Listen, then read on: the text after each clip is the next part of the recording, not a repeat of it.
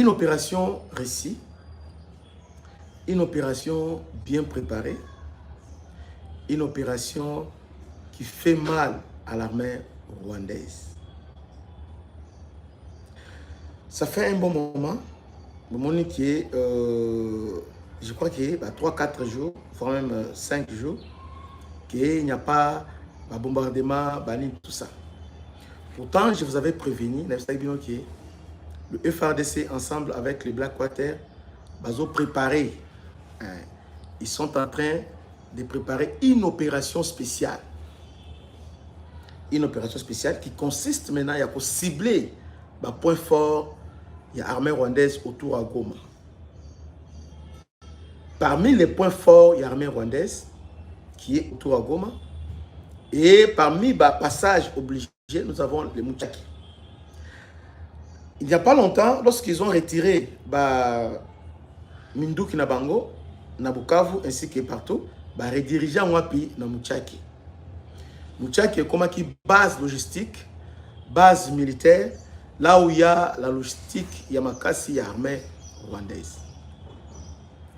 Le FARDC, ce matin, vient de faire une opération de grande envergure. Une opération qui restera gravée dans les mémoires des Rwandais. Une opération pas comme les autres. Une opération réussie à 100%. L'armée rwandaise en débandade na Muchaki. Depuis ce matin,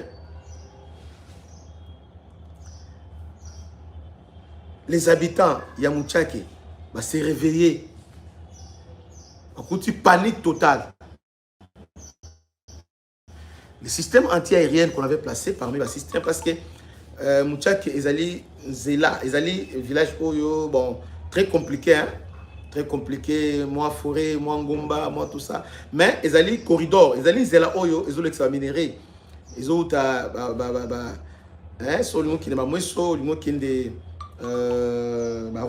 ça, tout se passe par Muchaki pour aller vers Kibumba et consorts. Monique, ce que je vous dis est toujours vrai. Même si on prépare une opération pour cibler Kaka. Pour cibler le matériel militaire. Les Américains ne blaguent pas. On avait l'information, on avait tout. Et surtout que Muchaki est déjà hyper sécurisé. Donc, ils ont déplacé tout. Parce qu'ils savaient que dans Muchaki, à tout moment, 24 heures, ils ont brûlé. Donc, le FARDC ne pouvait pas œuvrer dans Muchaki. Mais malheureusement, ils ont sous-estimé le FARDC. Ils ont sous-estimé la capacité aujourd'hui. Il y a la capacité d'opération, il y a FARDC. Donc, pendant que je vous parle, il y a des communiqués qui sont en train. Les forces armées de la République démocratique du Congo ont mené une opération ce samedi, 7 mars, vers 6 h du matin. Une frappe de drones ciblés contre les positions rebelles. Les positions rwandaises dans la cité stratégique de Muchaki. Cité c'est Muchaki, dans le territoire de Masisi, à environ 20 km de la cité de Sake. La situation reste particulièrement tendue. Plusieurs morts. Côté rebelle, plusieurs morts. Plusieurs officiers rwandais M23 neutralisés. Quelle opération réussie.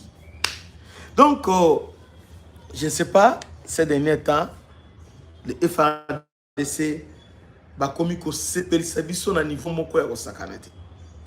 Cette opération, nous allons depuis Kala. Va frapper Muchaki, va frapper Mweso. Vous voyez? Et va frapper Sake ainsi que Nirangongo. Mais ça commence maintenant à venir. Ça commence maintenant, petit à petit, le FARDC, nous avons un peu Mamobila Banatongo, tout liker, oso partager. Il y a des bandeko qui ne sont pas qui ne sont pas encore en ligne, simple à liker et plutôt partager. Partageons massivement. Attends, bon, si je vais faire cet exercice, toujours liker. Nous sommes que 87. Nous devons liker parce que nous avons beaucoup de choses en peu de temps à dire ce matin. Vous savez que Kagame hier a parlé. Kagame a l'Obaki Lobi. Et on va décrypter ce qu'il a dit. Kagame accuse Félix Tshisekedi de recevoir un génocidaire au Congo. Tout liker. Donne-moi quelques minutes, c'est moi je suis en train de partager, faire le partage. Parce que je voulais que cette vidéo puisse atteindre Tebele. Cette vidéo, Jean Vinon.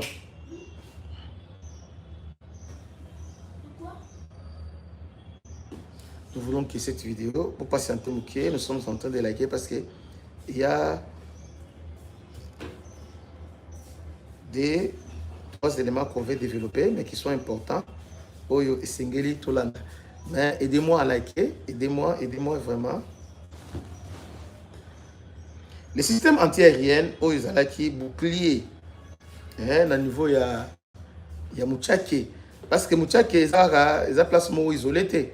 Mouchake est parmi les villages stratégiques, d'ailleurs pas très stratégiques pour l'acheminement des minéraux et aussi les troupes, parce que tous les troupes sur le plan logistique, Mouchake est vraiment très important. C'est un corridor tellement stratégique pour la logistique rwandaise. Donc la logistique passe impérativement par Mouchake. Donc la logistique rwandaise passe impérativement par Mouchake. Alors, maintenant, les FRDC va comprendre que Sengeli maintenant, et puis ce qui est bien, nous sommes en train de faire cette opération avec les troupes au sol. Les troupes au sol, ensemble, toujours ça la dernière opération avec les troupes au sol.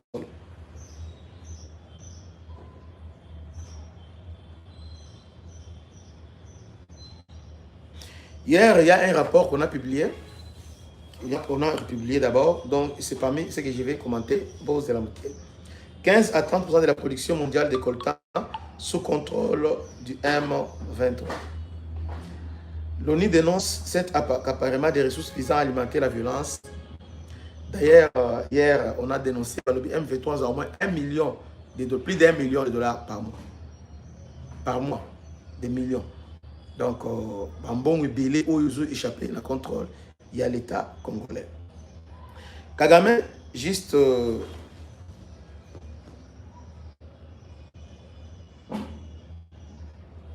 niveau, il y a EAC, je ramasse rapidement l'information. Au niveau EAC, il y a un Tanzanien, celui qui était là proche du Rwanda, vient de partir. Il y a maintenant un Tanzanien qui va prendre la direction parce qu'il y a les sommets EAC. EAC, une organisation là inutile. Alors aujourd'hui, on va changer le secrétariat exécutif. Donc, on a beaucoup celui qui était là, Azali proche avec Kagame. Maintenant, c'est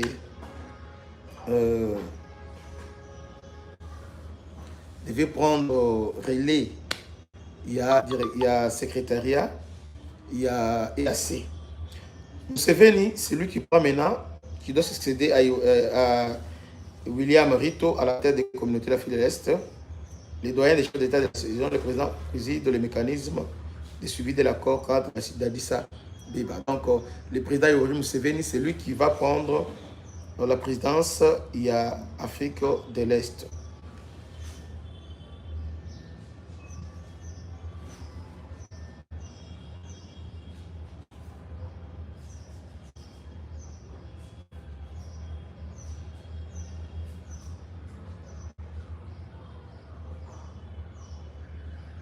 Kagame Lobaki, juste après la sanction, bon, il a invité les diplomates.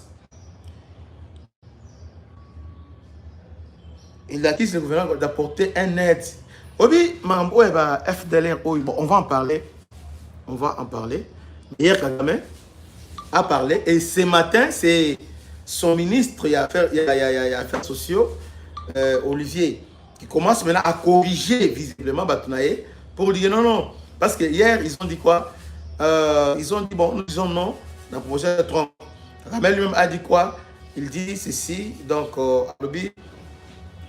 nous sommes vulnérables, on ne peut pas accepter que FDLR basse la prochaine frontière d'Abisso. Alors, si on faut choisir entre les sanctions, alors nous, vous savez, c'est que nous avons choisi. Là, c'était sans ambiguïté. L'a dit hier, devant les diplomates.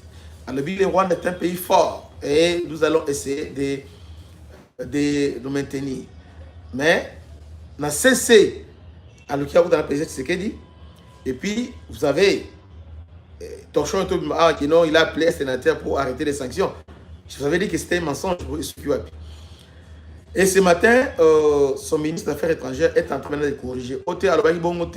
Kagame est d'accord avec Trump. Il faut, nous sommes prêts à quitter la RDC. D'ailleurs, nous sommes déjà commencé à nous désengager dans la RDC. Non. Nous voulons Tobandaboui. Parce que les États-Unis ont employé tous les moyens. Les gens pensaient qu'avec la guerre, il y a Iran, il y a Moyen-Orient et occulté, c'est la RDC. Non. RDC a parmi l'ordre de priorité aux États-Unis. Guerre, il y a Moyen-Orient, la guerre Est, ils ont en termes de priorité, et aussi ce qui se passe dans l'Ukraine, ils ont des mots. Parce que si vous voyez bien, ils ont besoin contre la Chine, concurrence.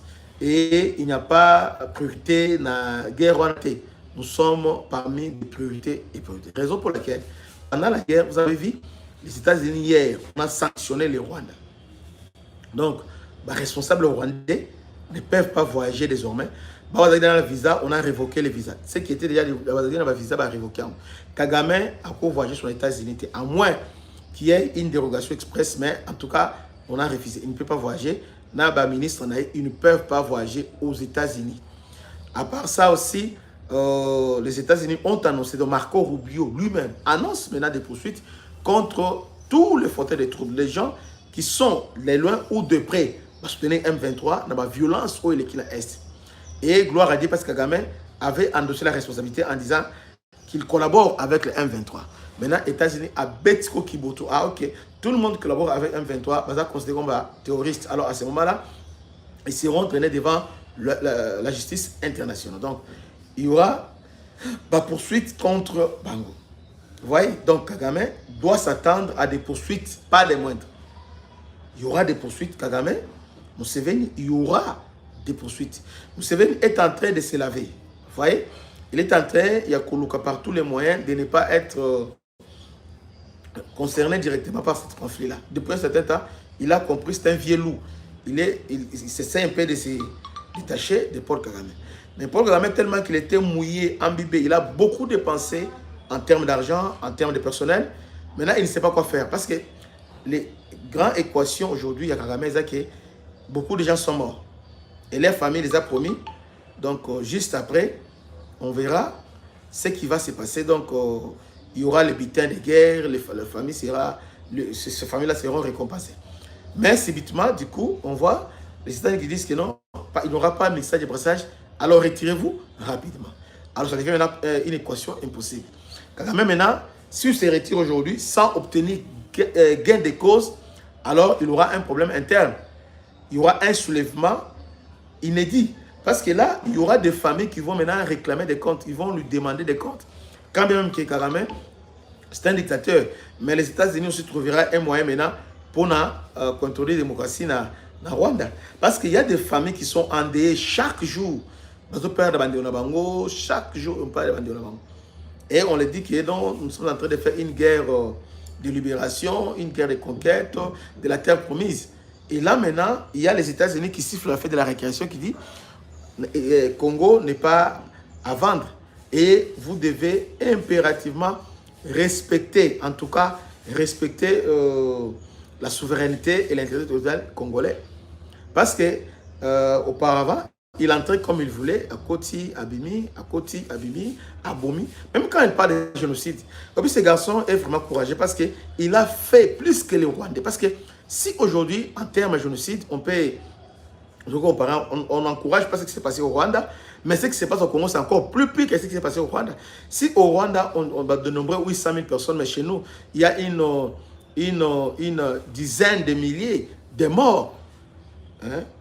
Dizaines de morts. Des millions. Dizaines de millions de morts. Ici, chez nous, il y a dizaines de millions de morts. Des millions de morts. Vous voyez? Donc, les guerres qui étaient oubliés. Alors, pourquoi? Parce qu'ils venaient à massacrer. Tous les Hutus qui étaient au Congo sont les génocidaires. Il faut les abattre, il faut les tuer, il faut les pourchasser, il faut les chasser, il faut l'arrêter par les forces, les rapatrier par la force au Rwanda. Mais tous les Rwandais qui sont au Congo sont de fils des Congolais. Là, maintenant, donc, il y a marginalisation. Mais, et aussi, Kagame agissait en toute impunité. Maintenant, l'élo américain va lui dire, ok, très bien. Tout le monde qui est au Congo, qui n'est pas invité, mais au Azo Bouma, Azo massacré, Azo détruit, doivent impérativement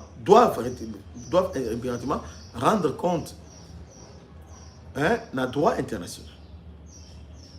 Vous voyez, à ce moment-là, Kagame maintenant est pris dans son propre piège. Et on a le bien qui Mbam, on a la conférence, on a tout ça. Donc, en fait, Kagame est pris en otage par sa population parce qu'il a promis ciel et terre, il a promis au Rwandais, bon, en tout cas, on va cette guerre de libération, ça sera la dernière, vous voyez. En tout cas, il y a un temps, c'est les réunions, en tout cas, on a échoué RCD, on a échoué ceci, on a échoué cela. Mais en Bala Oyo, on n'a pas échoué parce qu'on ne rentrera pas. Ils étaient trop sûrs et aujourd'hui, ils sont où? Ils étaient trop sûrs qu'ils ne rentreront jamais. Maintenant, aujourd'hui, ils sont en débandade. Aujourd'hui, Bakolo Mokili, qui les soutenait autrefois, non, arrêtons. Il est temps maintenant de rendre compte. Tu dis toujours, FDLR là, nous savons. FDLR, c'est toi, FDLR, parce que ni t'étais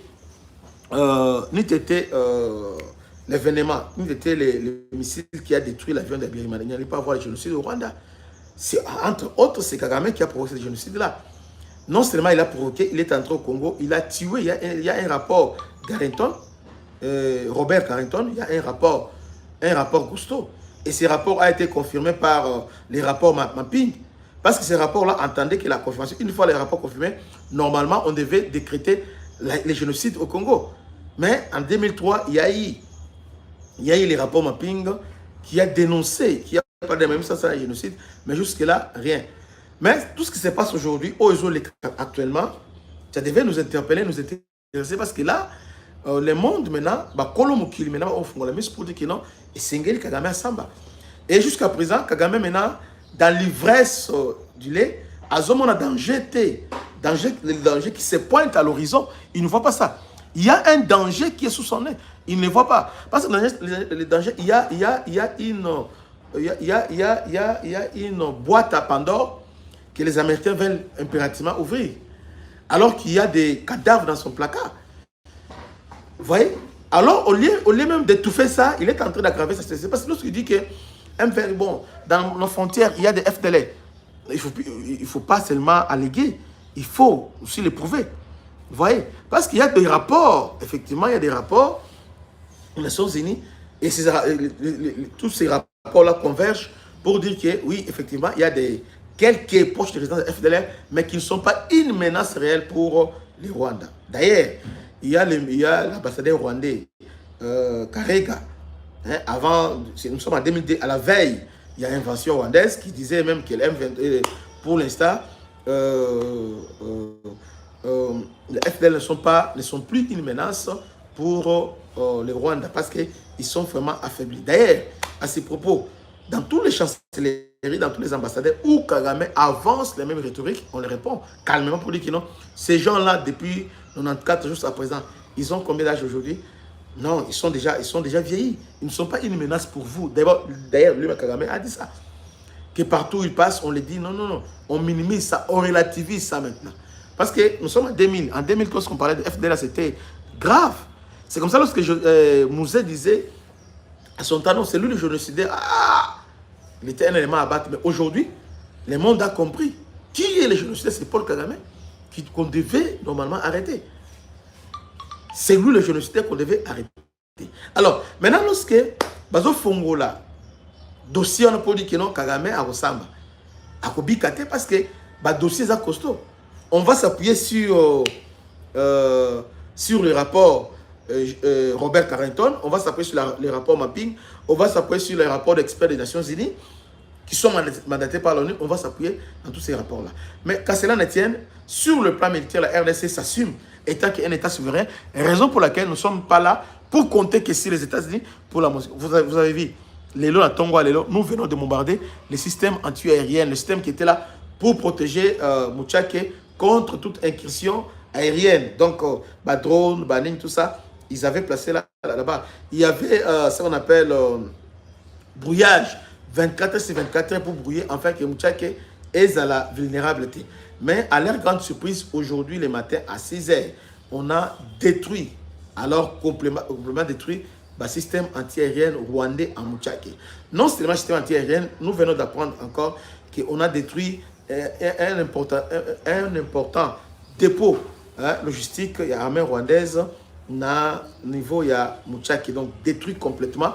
Et aussi, il y a perte, il y a Makassi, perte, il y a Makassi, en termes, il y a Batou, donc militaire, donc on a perdu beaucoup, il y a officiers, na frappe, donc il y a frappe moko, on a frappe mûri, donc c'est libango penza, donc frappe moko, pendant la débango comme dans la guide iranien, RDC comme Makassi, toujours la débango penza malimbe, et puis on les a laissés.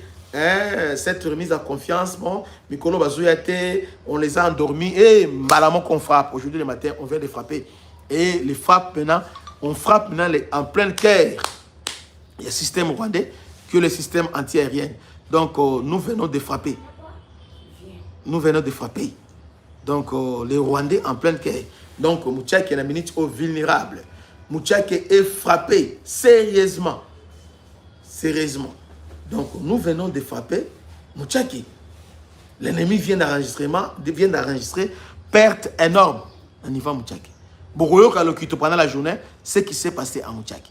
Donc, là maintenant, donc, la FARDC ne compte pas seulement. Oui, chaque fois lorsqu'il y avait ces effets, depuis l'année des temps, les modes opérateurs rwandais, ils allaient pendant les cessez-le-feu, ils sont là. Pendant ces cessez-le-feu, ils sont là en train maintenant. Il y a aussi le repositionnement. Mais Yambala Oyo, on ne les a pas permis. Effectivement, ils étaient déjà prêts. Ils étaient prêts cette fois-ci. Hein? Il y a aussi le repositionnement. Ils étaient prêts encore pour nous renfort, repositionnement. Mais ils ont reçu une surprise désagréable. Parce qu'on savait déjà qu'ils vont se renforcer. Tu sais déjà qu'il y a par tous les moyens, tous les mécanismes. Hein, pour nous attaquer, alors tous les bango penza. Et quand ils sont venus maintenant, c'est là où ils ont reçu maintenant les surprises graves. Maintenant, lorsqu'ils accusent maintenant les FARDC, nous violons, on ne viole pas. Nous sommes chez nous. Nous avons besoin de renfort, de redéploiement, besoin d'attaquer FARDC. Vous voulez quoi?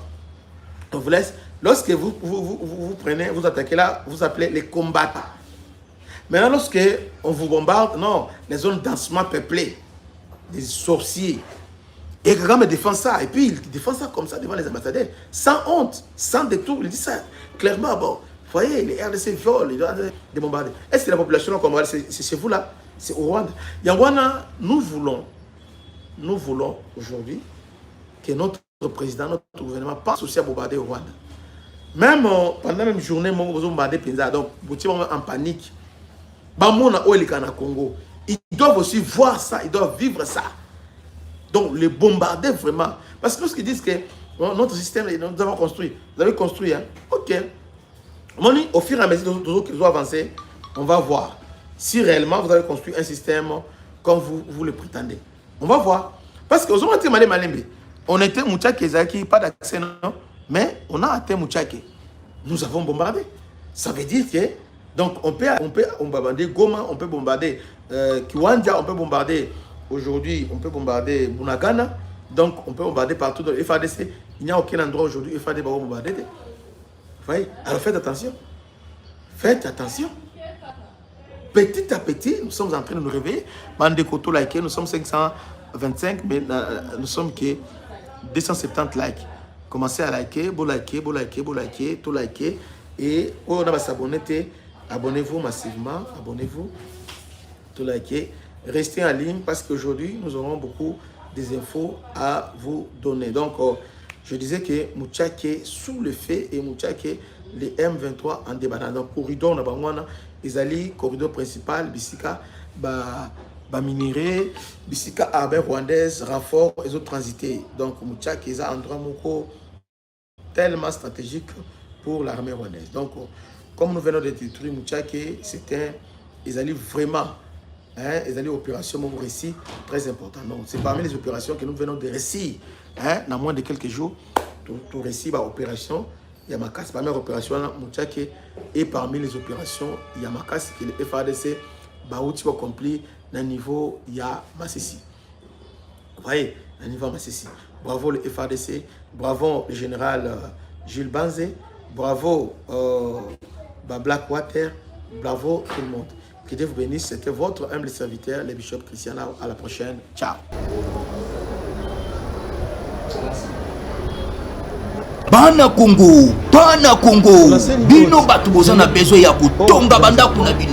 BM échafaudage, izopé sabino, planche, chaîne, sécurité, marzimal et l'État. L'air mutamati, mutakoko ya te. Yabiso, isara ba norme européenne. Yabiso zera chinois te, yaba indien te, yaba libanais te. Un bus sera mis à votre disposition. BM échafaudage. Plus de 3500 mètres disponibles. Contact. Maman Nangaye, du nouveau à Kinshasa, place Yassur, des amokos na immeuble Emma, des arabes normes, standard, international, et Koyamba, Batnyoso, en famille, en couple, salon VIP. Et salle à manger, salle de bain, confort et magistral et des chambres à coucher, sécurité, ils ont assuré. Connexion internet illimitée, Facebook, TikTok, WhatsApp. Et à Ophélie, groupe électrogène 24 heures sur 24 heures. La immeuble Emma. Notre adresse dans la commune de Kalamou, quartier Yolossi, avenue Balinga, numéro 9. Soyez les bienvenus, immeuble Emma.